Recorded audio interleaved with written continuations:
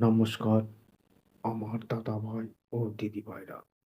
উপভোগ করুন জীবন। কি করবেন? একটু চেষ্টা করলেই নিজেরা কিন্তু পরিস্থিতি থেকে সহজেই মুক্তি পেতে পারেন। প্রয়োজনে নিজের প্রতি আস্থা রাখা। আজ না হয়তো কাল সকলের জীবনেই খারাপ সময় আসতেই পারে। আজ হয়তো সবাই সমালোচনা করছেন, কিন্তু মনে রাখতে হবে এতদিন যখন মোটামুটি দক্ষতার সঙ্গে কাজ করেছি, তখন আমার একটা সমর্থন নিশ্চয়ই আছে। হতাশ ভাবটা দূর করতে হবে। হতাশ ভাবটা মন থেকে একবারে ঝেড়ে ফেলতে হবে। মনে রাখতে হবে খারাপ সময় কখনো চিরদিন থাকে না।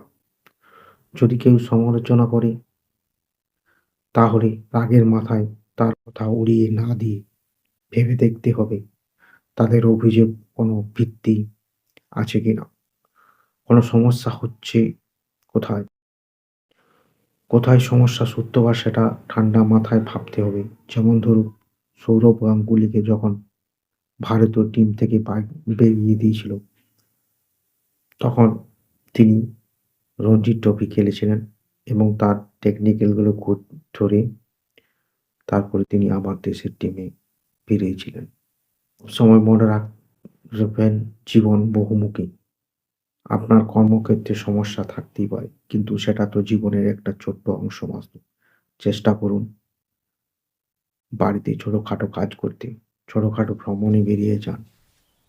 নিজেকে একা রাখুন এবং নিজেকে একা রাখতে রাখতে শক্তিশালী করুন। আর এই সময়ে সবচেয়ে যেটা জরুরি হলো, সেটা হলো একটি সুস্থ স্বাভাবিক জীবন বজায় রাখা।